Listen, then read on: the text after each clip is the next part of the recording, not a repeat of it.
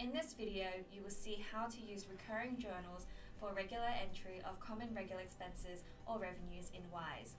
To find recurring journals from your role center, navigate or search for general journals like so. You can find the recurring journal function within the Process tab of the General Journal ribbon.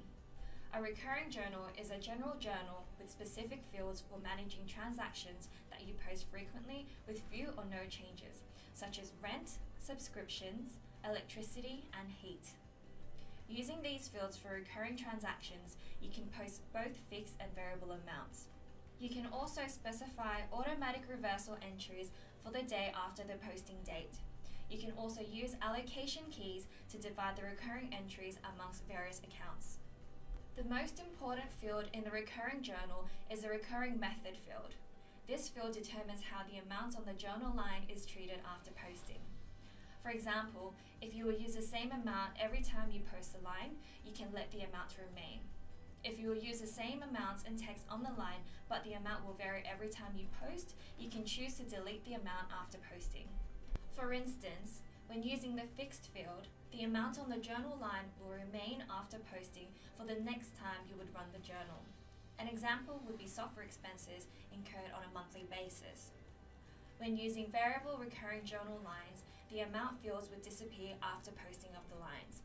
This will be appropriate if you are processing expenses on a periodic period but do not know the amount ahead of time. Both fixed and variable type recurring lines can be utilized with reversal entries for accrual accounting. Both these examples would post the recurring journal lines today.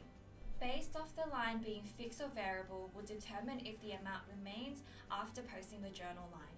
Having the journal line as reversal will prompt for balancing entries to be posted the day after. The example you have seen being used today demonstrates how to enter 1 month by the date formula 1M. But if you want to post an entry on the last day of every month, you can do one of the following.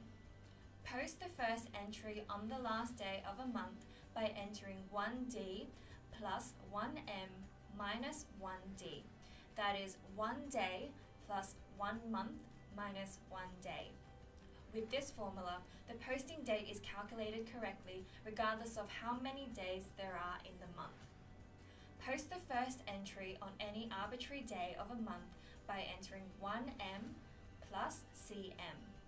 With this formula, the posting date will be after 1 full month plus the remaining days of the current month.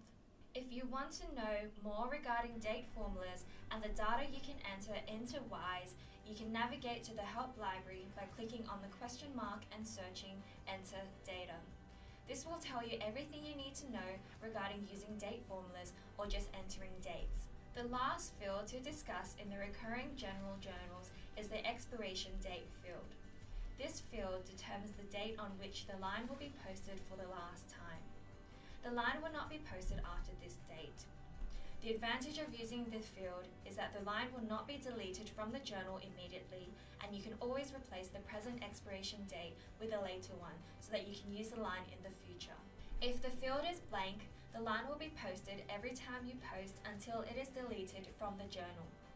Another aspect to recurring and auto-reversal journals will be taking the amounts you post and balance the transactions across multiple accounts, potentially tagged with multiple dimensions to really utilize the recurring journals, then allocating the income and expenses you process in Wiise.